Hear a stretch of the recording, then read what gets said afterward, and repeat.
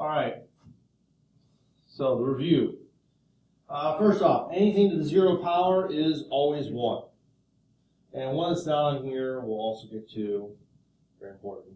The one you need to remember all the time is this one. I squared is -1. That's the key to everything. If you know that one, you can figure out everything else. Why is that?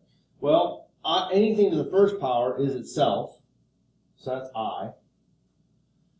I cubed comes from I to the first times I squared. So we just multiply -1 times I, we get -I. And then I to the fourth comes from I squared times itself. So -1 times itself is 1. As long as you know this one, you can figure out the rest and write it down in your test as soon as you get it. All right, simplify the expression. So this is coming back to what we've been doing for quite a while.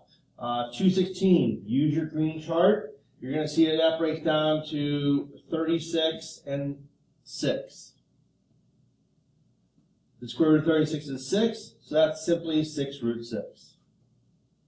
Now here we're going to do this the same way, but don't forget we want to take out the -1. And I'm just going to, for saving space, not draw all the radicals, but you know these are all underneath radicals.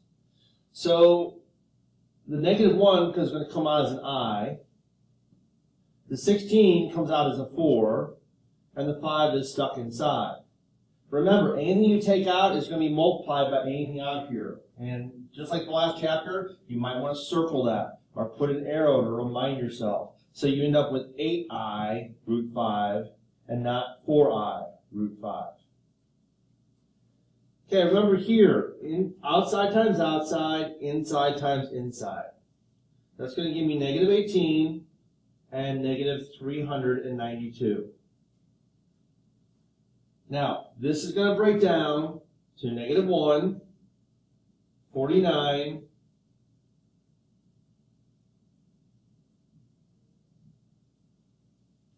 actually that's not true, because 49 is not the biggest number. If you start right to left, you're going to get 196, and then a 2.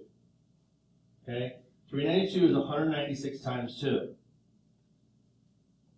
So the 18, -18 is going to be there.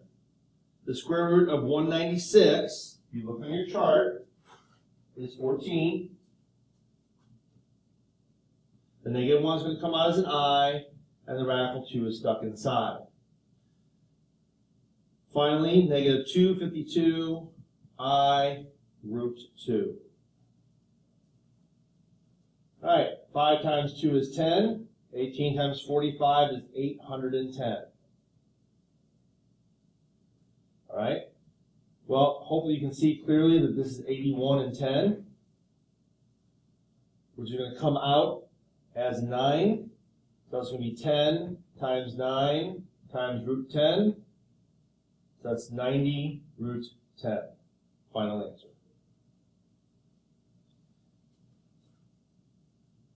All right, remember all of these. You're going to divide by 4 and then throw them away.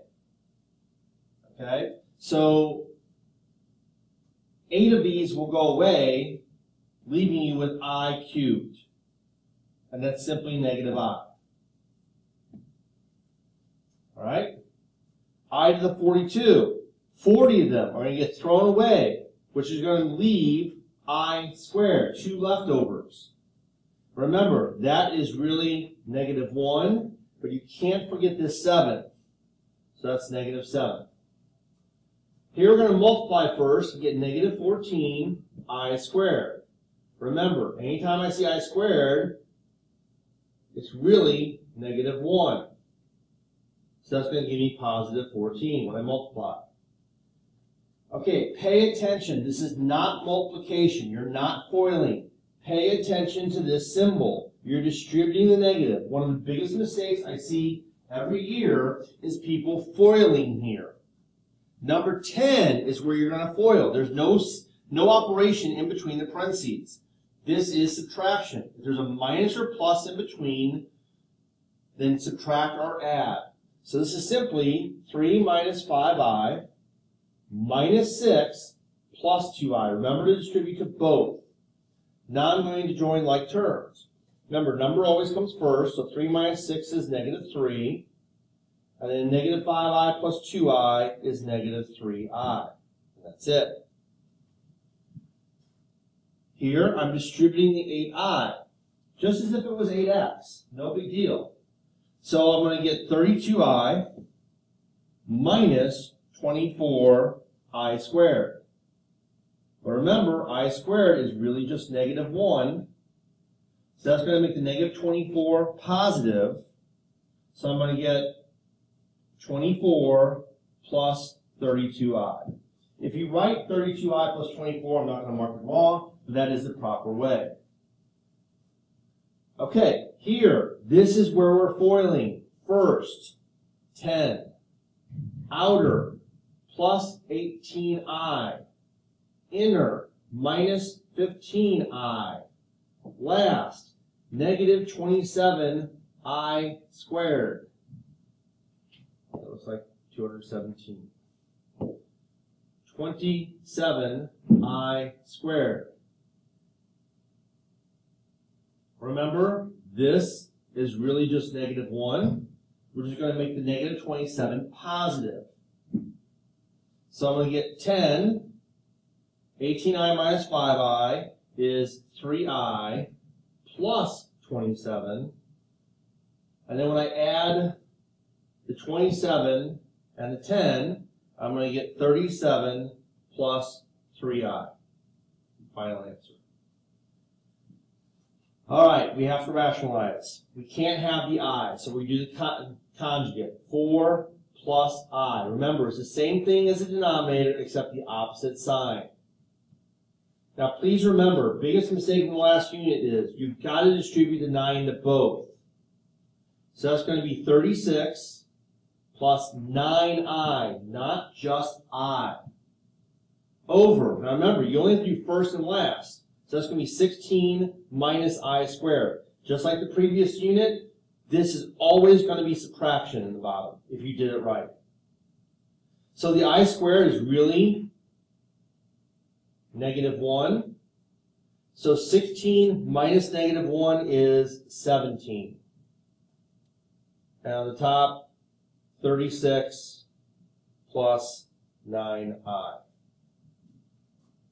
This one's a little bit more work, because it's going to be 2 minus 5i, 2 minus 5i. So on the top, you have to actually FOIL. So first times first, 6. Outer times outer, negative 15i. Inner times inner, 2i. And last times last, minus 5i squared. Again, this is negative 1. Multiplied. On the bottom, first times last. 4, always subtraction, 25i squared, which is really negative 1. Okay? So on the top, we'll have to do a lot here in a small space. So on the top, the negative 1 makes the negative 5 positive. So 5 plus 6 is 11. Negative 15i plus 2i is negative 13i. And then 4 plus 25, because the negative 1 makes the negative 25 positive, is 29. And that's our final answer. Factoring. Always look for a GCF. If that 7x was an even number, you could take a 2 out first. But it's not. So you have to do some guess and check. Now, this is always going to be 2x and 1x because that's the only way to get 2. So start there. Now with 30, you have some choices. Okay? We have 1 and 30, 2 and 15, 5 and 6, 3 and 10.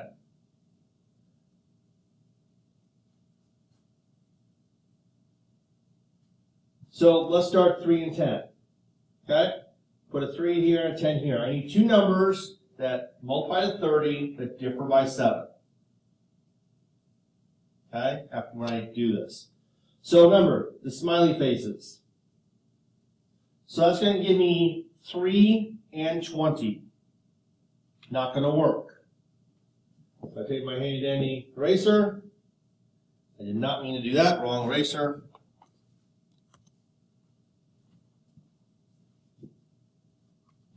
I'm going to switch the 3 and the 10. And this is how guess and check works.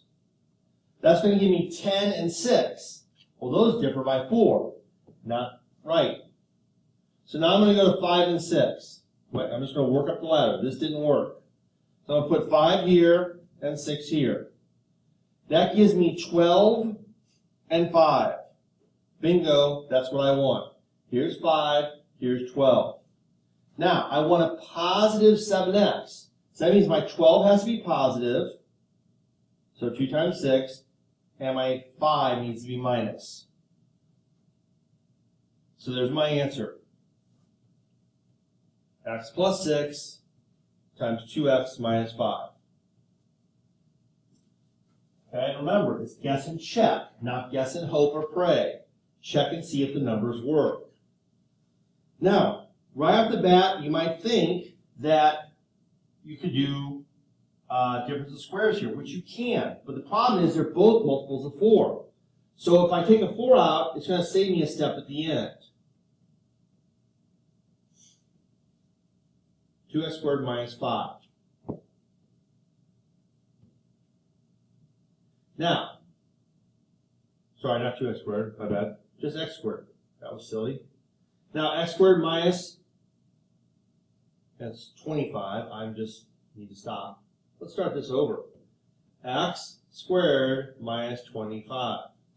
Now, when I factor that, that factors quite easily into x minus 5, x plus 5.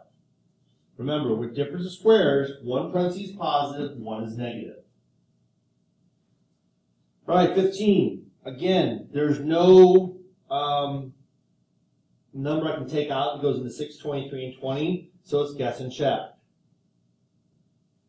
I don't have a lot of space here, so I'm not going to list them, but the factors of 6 are 1 and 6, 2 and 3, and 20 is 1 and 20, 2 and 10, 4 and 5. I'm going to start kind of at the middle, not the extreme numbers. I'm going to do 2x and 3x.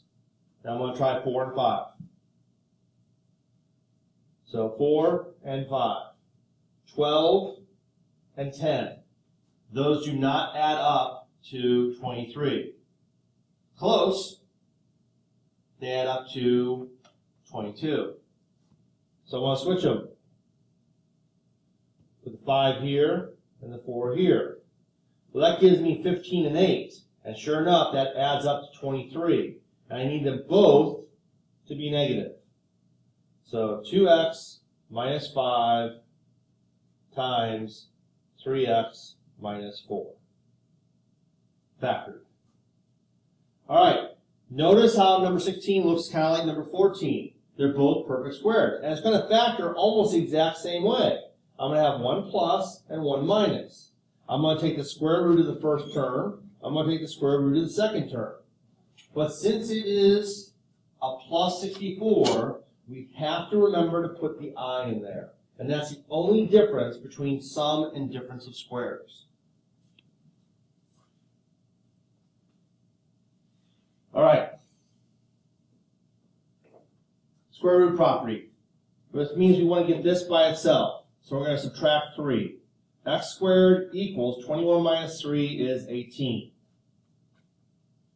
So what do? We square root. It's a square root property. That's going to give me x over here. Remember, I'm always going to have a plus or minus when I take the square root. Now, 18 breaks down to 9 and 2. Square root specifically. So that's going to be 3 root 2 simplified. And I'm done. Now, 18 is the one that throws people off. Do not FOIL this. We're not foiling. X minus 5 squared is no different than x squared. I want to get it by itself, so I square root it. Same thing here. That's going to give me x minus 5 equals plus or minus. This is 4 and 6, so that's 2 root 6. My last step is just move the 5 over by addition. And remember, do not try to add those and say it's 7 plus or minus 7 root 6. This is your final answer. Get the x squared by itself? Yes, we're going to get a negative number, and that's okay. Square root both sides. That's going to give me an x. I'm always going to have a plus or minus answer. Now remember, I'm going to have here negative 1, 4, and 3. The negative 1 is going to come out as an I, 4 is going to come out as a 2, and the radical 3 stays behind.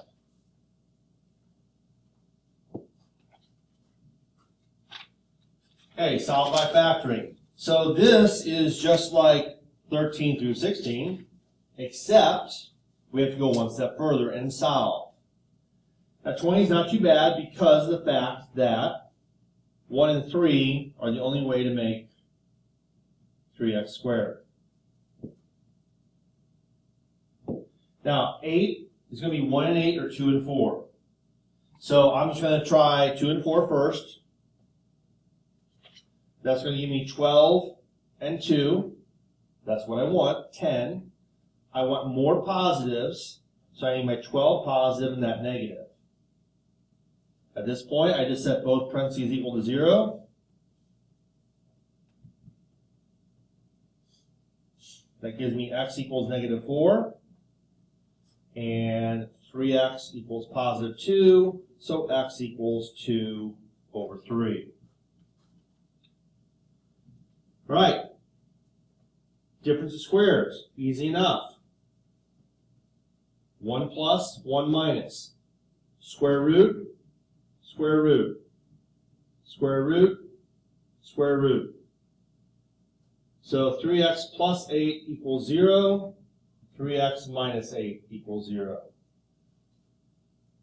That's going to be 3x equals negative 8, and 3x equals positive 8. Which gives me x equals, I can write this separately, or I can just write down plus or minus 8/3. Doesn't matter. You can write 8/3 and negative 8/3 or shortcut there. Please be careful on this one. Remember to move the 45 over before you do anything. X squared plus 4x minus 45 equals 0. Pretty simple factoring. X times x. Two numbers that make 45 that differ by 4 is going to be 9 and 5. I want more positives. So there's my breakdown. Set of both equal to 0. And I get x equals negative 9 and x equals positive 5.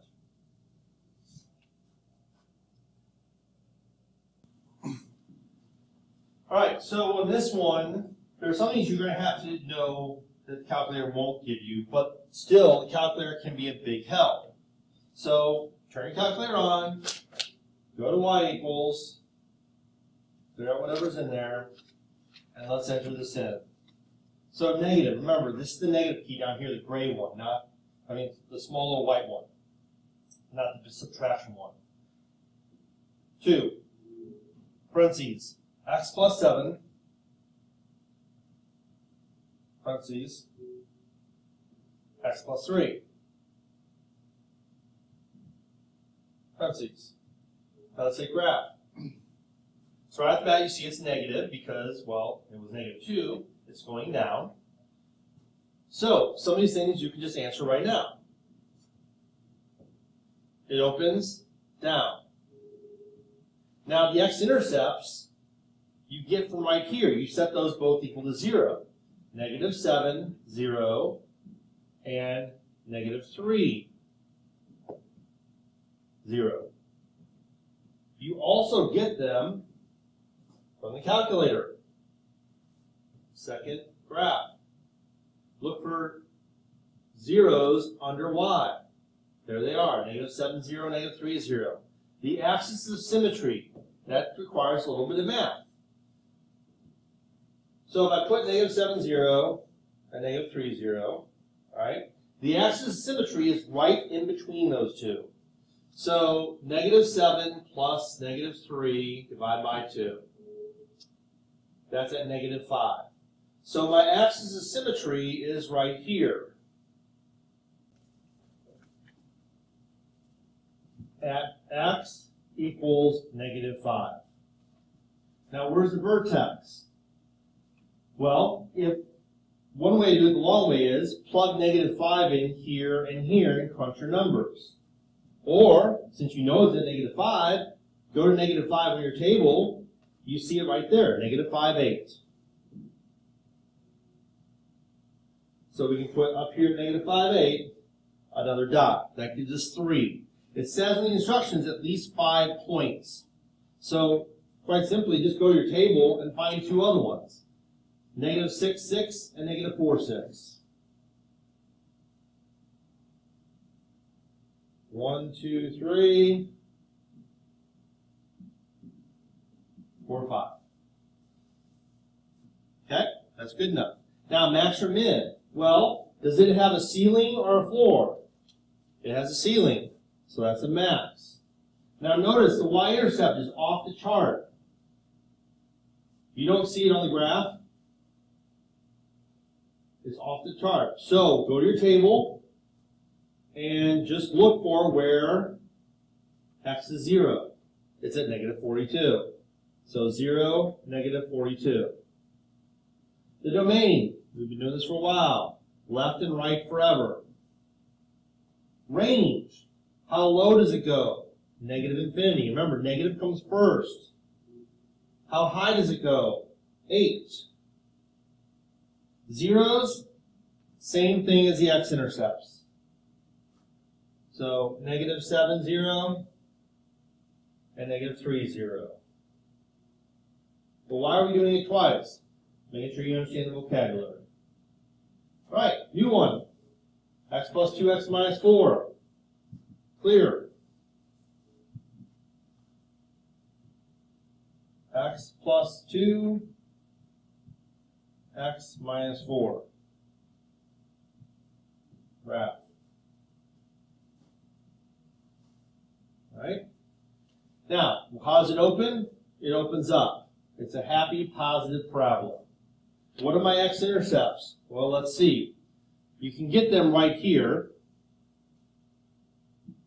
Okay? But you can also look at your calculator, go to the graph, and see -2, 0, and 4, 0.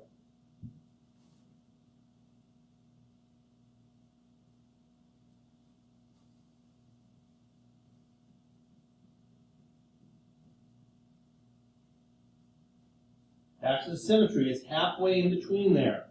So 4 plus -2 divided by 2. That's 1. So the axis of symmetry is x equals 1. That's right here. Where's the vertex? Again, you can plug 1 in here and figure it out. Not too tough. 3 times -3 is -9. Or you can look at 1, and there it tells you 1, -9. Is it a max or a min? Well, does it hit the floor or the ceiling? It hits the floor, so that's a min. What's the y-intercept? Well, let's see on here. 0, -8. And that also gives us another point at 2, -8. And now I have my 5 points. That's all I need. So my y-intercept again is at 0, -8. The domain, how far left and how far right, forever. The range, how low does it go? -9. How high does it go? Positive infinity. What are my zeros? Same thing again. -2, 0, and 4, 0. And that's it.